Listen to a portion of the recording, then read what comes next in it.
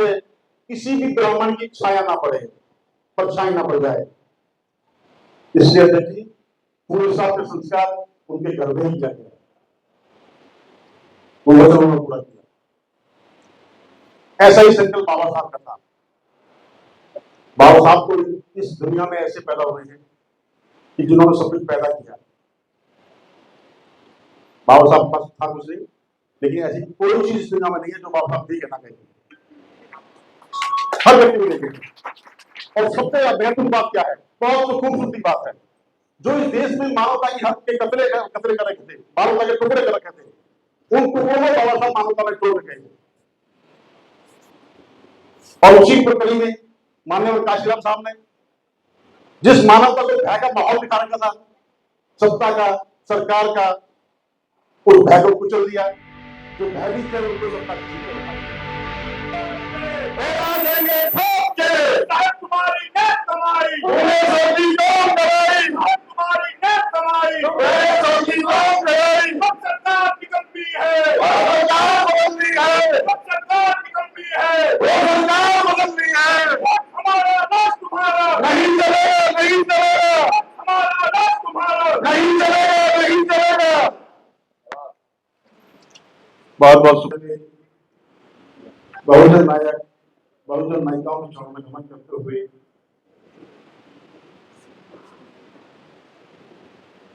परम पूज्य बाबा साहब अम्बेडकर के चरणों में नमन करते हुए आज एक बहुत युद्धदृष्टा राजनीतिक सोच के महानायक माननीय काशीराम साहब के परिनिर्वाण दिवस पर उनको पुष्पांजलि समारोह में उनको चरणों में नमन करते हुए सम्मानित मंच और आजाद समाज पार्टी भारत एकता मिशन के बहुत मजबूत ताकतवर सिपाही पूरी तरीके से जो आज यहाँ आए हैं, सभी का मैं बहुत हृदय की गहराई से आभार व्यक्त करता हूँ, अभिनंदन करता हूँ।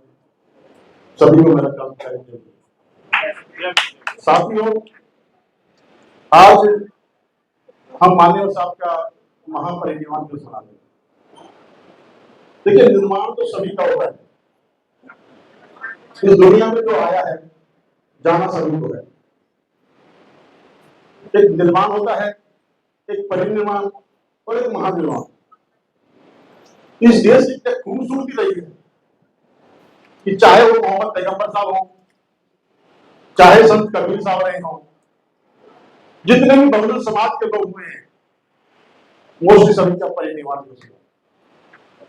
तो निर्माण, महापरिनिर्वाण और परिनिर्वाण जो हुआ है, परिनिर्वाण का मतलब यही है कि वो शख्स, वो महानायक मरते नहीं है कभी, वो आजीवन अमर रहते हैं और वो आज अमर है। जैसा कि आज हम माननीय साहब को उनको याद कर रहे हैं, याद करने के साथ साथ ऐसा महसूस भी कर रहे हैं कि साहब क्या गए, हमारे बीच से विरासत चली गई हमारी। लेकिन ऐसा नहीं है, वो विरासत ही हमारे पास एक बहुत अमूल्य धरोहर है। बहुजन महापुरुषों की जो विरासत है, उस विरासत में ही देश की खूबसूरती बनाई हुई है, जो आज देश फिर भी सुरक्षित है, सद्भावना के साथ सब लोग अपना जीवन यापन कर रहे हैं। इस देश को प्रबुद्ध भारत बनाने में बाबा साहब अम्बेडकर का जो योगदान है, उस योगदान को, उस भारत के आइन को जो बिल्कुल कलरफुल करने का जो काम किया है, वो माननीय काशीराम साहब ने किया है। इसीलिए उनका आज हम परिनिर्वाण दिवस मना रहे हैं। काशीराम साहब ने ऐसा संकल्प कब लिया, क्योंकि आज कुछ सिचुएशन ऐसी बन रही है देश में। एक दौर था, आदरणीय बीपी मौर्य साहब, वो भी बहुजन नायक रहे हैं, उनकी एक सभा हो रही थी और उस सभा में माननीय साहब उपस्थित थे। माननीय साहब कुछ कहना चाह रहे थे, लेकिन माननीय बीपी मौर्य साहब ने उनको टाल दिया, धमका के बैठा दिया। माननीय साहब ने तभी संकल्प लिया कि मेरे को ये बात दिल में है कि बाबा साहब क्या चाहते थे, और उन्होंने सभा से ही संकल्प लिया और वो स्थापित करके दिखाया। इस देश में स्थापित करके दिखाया तो माननीय साहब ने दिखाया। इसलिए साथियों, हम अपनी विरासत को भूल रहे हैं, अपनी ताकत को भूल रहे हैं, अपनी सामर्थ्य को भूल रहे हैं। हम ये बात भूल रहे हैं कि इस देश की आजादी में माता बंदी का सहयोग था, जिसका नाम निर्देश नहीं था। उन पर कोई भी महापुरुष हो तो बता दो। और अगर हम अपने महापुरुषों की बात करें तो बिल्कुल सूरज के सामने लाइन लग जाएगी। इसलिए इस देश की खूबसूरती बनाने की जिम्मेदारी हम सबके ऊपर है, आप सबके ऊपर है। अगर बाबा साहब के सपनों का भारत बनाना चाहते हैं, बाबा साहब क्या चाहते थे? प्रबुद्ध भारत, ऐसा भारत देश जिस देश में कोई किसी भी तरह का कोई भेदभाव ना हो, ऐसा देश जो संत स्वामी रविदास जी चाहते थे, बेगमपुरा का देश। वो देश तभी स्थापित होगा जब इस देश के हर नागरिक के आचरण में उस महापुरुष की विचारधारा का व्यवहारिकता होगी, तभी ये संभव है। अन्यथा हम संघर्ष को समझौते में बदलते रहेंगे और नुकसान उठाते रहेंगे और महापुरुषों को देखते रहेंगे कि कोई और महापुरुष आए। महापुरुष तो आएंगे नहीं, महापुरुष तो आप सब में से बनेंगे। ऐसी ऐसी शख्सियतें हैं जो अगर आज संकल्प ले लें तो वास्तव में परिवर्तन कर देंगे। हम इस बात के लिए बड़े चिंतित हैं कि हम पे अत्याचार होते हैं, हमारे सामने समस्याएं हैं, लेकिन बाबा साहब ऐसा नहीं चाहते। फूले साहब के बारे में अगर देखें, फिर भी एक उस उस समय के धनाढ्य परिवार से थे, लेकिन उन्होंने एक संकल्प लिया, जो संकल्प लिया वो पूरा किया।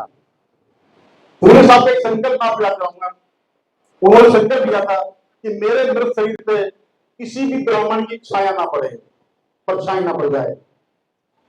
इसलिए देखिए, फूले साहब के संस्कार उनके घर में ही किया गया, वो वचन उन्होंने पूरा किया। ऐसा ही संकल्प बाबा साहब का था। बाबा साहब को इस दुनिया में ऐसे पैदा हुए हैं कि जिन्होंने सब कुछ पैदा किया। बाबा साहब पास था कुछ नहीं, लेकिन ऐसी कोई चीज इस दुनिया में नहीं है जो बाबा साहब ठीक है ना कहेंगे, हर व्यक्ति को लेकर। और सबसे महत्वपूर्ण बात क्या है, बहुत खूबसूरती बात है, जो इस देश में मानवता की हक के कतरे कर रखे थे, मानवता के टुकड़े कर रखे थे, उन टुकड़ों में बाबा साहब मानवता में छोड़ रखे। और उसी प्रक्रिया में माननीय काशीराम साहब ने जिस मानवता को भय का माहौल दिखा रखा था, सत्ता का, सरकार का, उस भय को कुचल दिया। जो भयभीत थे उनको सत्ता की सीट पर बैठा के दिया, वही सरकार चलाने लगे। तो ये तो हमारे पास एक खूबसूरती, बहुत ताकतवर विरासत है। हमें अपनी इस विरासत को पहचानना है। जिस दिन हम अपनी इस विरासत को पहचान लेंगे, जिस दिन हम अपने इस हाथी रूपे शरीर को, हाथी रूपे इस माहौल में रहता है, वो फिर भी उसके बाद जिस दिन वो अपनी पूरी ताकत में आता है, वो सबको कुचल देता है। अभी हमें समय है, हम इस अपनी ताकत को, अपनी विचारधारा को पहचाने और उस विचारधारा के अनुरूप आगे के देश की खूबसूरती को सजाए रखने के लिए हम संकल्प लें। अगर हम निश्चित ऐसा संकल्प लेते हैं तो ही हमें महापुरुष के प्रति श्रद्धांजलि होगी, वही सच्ची श्रद्धांजलि होगी कि साहब जो आपने हमें रास्ता दिखाया है, हम उस रास्ते को करें ना करें, लेकिन मैं पूरा करूंगा। अपने दिल से बातें करें कि मेरा भाई करे ना करे, लेकिन मैं जरूर करूंगा। निश्चित जो मैं बता रहा था आपको कि नीति मोले साहब की सभा में कैसा वक्तव्य आया, ऐसा ही वक्तव्य इस दौर में चल रहा है। क्यों? क्योंकि मोले साहब जिस संगठन में थे वो बाबा साहब की जब बाबा साहब जन्मदाता थे, ऐसा ही एक संगठन बाबा मान्यवर साहब के जन्मदाता के रूप में है, लेकिन आजाद समाज पार्टी की आर्मी मान्यवर साहब के मार्गदाता है। मान्यवर साहब को तो मार्गदाता समझते हैं। इस बात का संकल्प लेता है हर भीम आर्मी का सदस्य, आजाद समाज पार्टी का सदस्य है कि चाहे अपनी जान चली जाए, लेकिन बाबा साहब के रास्ते को, माननीय काशीराम साहब के रास्ते से नहीं हटेंगे, ना ही कोई समझ सकेंगे। इस देश में साहब क्या चाहते थे? अत्याचार हो ही ना, हमें अत्याचार के खिलाफ नहीं लड़ना है, हमें तो केवल ऐसी व्यवस्था स्थापित करनी है कि इस देश में अत्याचार ही ना हो, ऐसी लोगों की मानसिकता हो, और अत्याचार करने वाले को स्वयं शर्म आए तो खुद अपना इस देश में छोड़ चला जाए। यही बाबा साहब का प्रबुद्ध भारत का संकल्प था। साथियों, उस संकल्प को हमें स्थापित करना है तो हमें अपने महापुरुषों के प्रति कर्तव्य का निष्ठा निभाना पड़ेगा, और वो संकल्प हम स्वयं को लेना पड़ेगा। आज मैं आप सबका बहुत बहुत आभारी हूँ। तब आप बहुत बहुत धन्यवाद के पात्र हैं। तो समय भी काफी हो गया है, और जिन महापुरुषों की हम आज जयंती मना रहे हैं, मैं एक और घोषणा करना चाहता हूँ, बोल दूं जयंती के बारे में। साथियों, हमारा फैसला है कि आगामी 15 मार्च 2026 को हम अम्बेडकर भवन पे ही माननीय साहब की जयंती समारोह का आयोजन करेंगे, और उस आयोजन में जितने भी देश के दिल्ली एनसीआर के माननीय साहब के साथी रहे हैं, उनको अम्बेडकर काशीराम रत्न से सम्मानित करने का काम आजाद समाज पार्टी करेगी। ऐसा आजाद समाज पार्टी का ये निर्णय है। साथियों, एक और आपको बता दूं, जो भी हमारे आज साथी काम कर रहे हैं, जैसे कि मान्यवर साहब के साथ माननीय दीना भानक थे, डीपी खापड़े थे, ऐसी आज हमारे माननीय सांसद चंद्रशेखर जी के साथ जो भी टीम काम कर रही है, वो इस संकल्प से काम कर रही है कि निश्चित इस देश में जहां जहां जिस शहर में हम हैं, हम इस जो अत्याचार नाम का आतंकवाद है, इसको मिटाने का संकल्प लेते हैं। अत्याचार नाम के आतंक का जो संकल्प है, वो भी माननीय आजाद समाज पार्टी के हर कार्यकर्ता की है, और ये तभी संभव होगा जब हम उनके प्रति अपनी आस्था रखेंगे, अपना आचरण उनकी विचारधाराओं के प्रति रखेंगे, तो निश्चित हम इस देश को खूबसूरत प्रबुद्ध भारत बनाएंगे। और ये बनाना हमारे जरूरी नहीं, हमारी जिम्मेदारी है, क्योंकि हमारे पुरखों का देश है।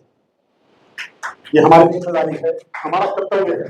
अगर हम इस व्यवस्था को स्थापित करने में नाकाम रहे हैं तो हम अपने आप को माफ नहीं करेंगे, आने वाली पीढ़ी हमें गालियों से सम्मानित करेगी। इसलिए हमारा नैतिक कर्तव्य बनता है कि हम अपने कर्तव्य को निभाएं और इस देश की खूबसूरत को बेहतर बनाएं, ताकि आने वाला समय, आने वाली जनरेशन बहुत खूबसूरती के साथ अपना जीवन यापन कर सके, और दुनिया में जो कभी समय था कि देश को सोने की चिड़िया कहा करते थे, वो प्रैक्टिकल रूप में हम माननीय चंद्रशेखर आजाद के नेतृत्व में करके दिखाएं। यही बात है। आप सबका बहुत बहुत आभार, बहुत बहुत शुक्रिया। जय हिंद, जय भारत, जय संविधान।